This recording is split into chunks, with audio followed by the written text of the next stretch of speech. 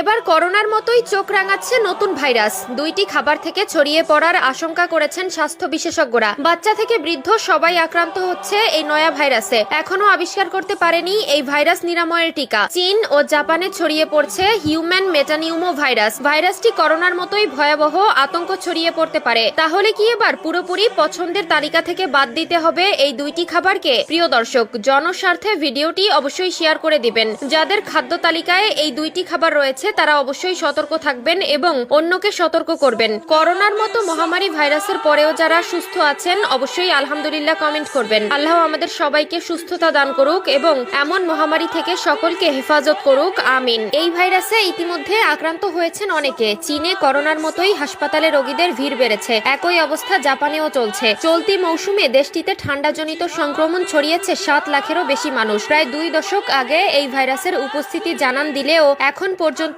এর টিকা আবিষ্কার হয়নি। প্রাণঘাতী করোনা ভাইরাস সংক্রমণের 5 বছর পরে চীনে এবার নতুন ভাইরাস ছড়িয়ে পড়েছে। ভারতীয় সংবাদ মাধ্যম এনডিটিভির প্রতিবেদনে বলা হয়েছে, দেশটির হিউম্যান মেটানিমো ভাইরাস HMPV নামে একটি ভাইরাস দ্রুত ছড়িয়ে পড়ছে। চীনের স্থানীয় গণমাধ্যম ও সামাজিক যোগাযোগ মাধ্যমগুলোর বিভিন্ন পোস্টে বলা হচ্ছে, নতুন এই ভাইরাস দ্রুত